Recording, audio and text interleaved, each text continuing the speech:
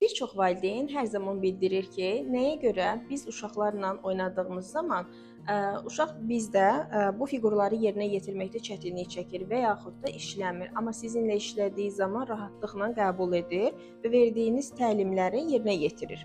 Səbəb nədir, əziz valideynlər? Uşaqlara ilk öncə fürsət tanımaq lazımdır. Bir vəsaitin keçməsi üçün sadəcə bir və yaxud da 2 dəfə göstərə bilərsiniz. Daha sonra uşağa şərait yaratmaq lazımdır.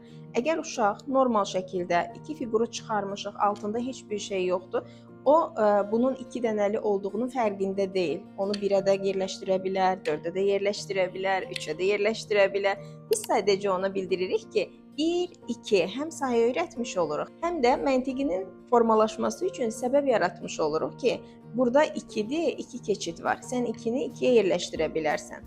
Uşaq bir müddət yenə də 3-ə, 4-ə yerləşdirə bilər. Bu zaman qətiyyən əsəbləşməyin. O sadəcə öz iradəsini yerinə yetirməyə, hətta öz prinsiplərini irəli sürməyə çalışır. Çünki onun şəxsiyyəti formalaşır. Sadəcə gözləyirik, özü həmin fiquru yerinə yerləşdirsin. Bu zaman onun öz güvəni formalaşmış olur. Özünün fəaliyyətini, bacarıqlarını özü mənimsəmiş olur. Burada artıq onun emosiyaları güclənir, özünə inamı artır. Eyni zamanda qarşıdakı şəxs, valideyn və yaxud da müəllimə fərq etmir. Onun sərhədlərinə hörmətlə yanaşdığının fərqində olur.